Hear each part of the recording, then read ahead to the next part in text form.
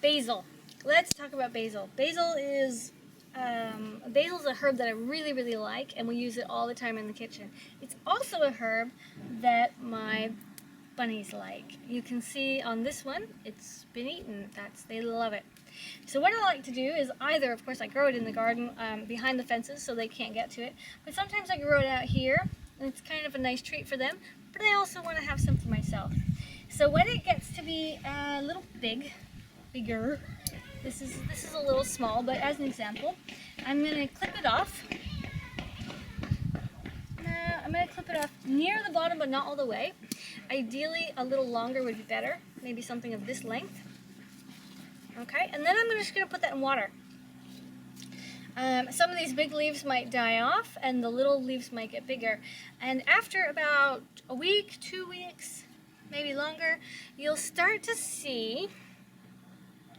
Now you might want to clip off some of the rotting ones, but you'll start to see little roots. The longer I leave this in water, obviously the longer the roots are going to get.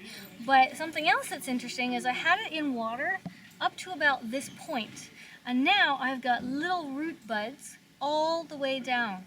So that means that when I plant this out into the ground, into the garden, it's going to have a huge root system. Okay, so the reason why I like to do this is because I can take one plant, and after a while basil will get pretty leggy. It'll get a little long and straggly. It's kind of reaching for the sun. I cut it off, take the top, put it in some water, and by the time we're actually done, because we eat basil faster than it can grow, we've eaten it down and now I have to leave these alone. I can then take these guys and plant them out in a different part of the garden. In fact, these guys are even going to flower here. They're flowering while they're in the water. So that's a really awesome tip for propagating basil. If you love basil and you want more, take them, stick it in water. It's that simple. You can also do this with lavender, with thyme, with rosemary, with just about anything that you can imagine doing with it. With roses and with wisteria. You can snip off some of those long wisteria branches or vines that you have if you're trimming and plop it in some water, and that will also root up as well.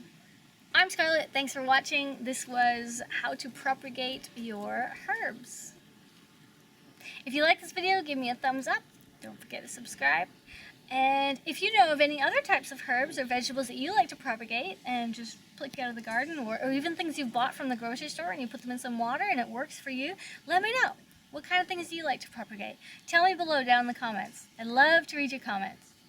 Toodaloo.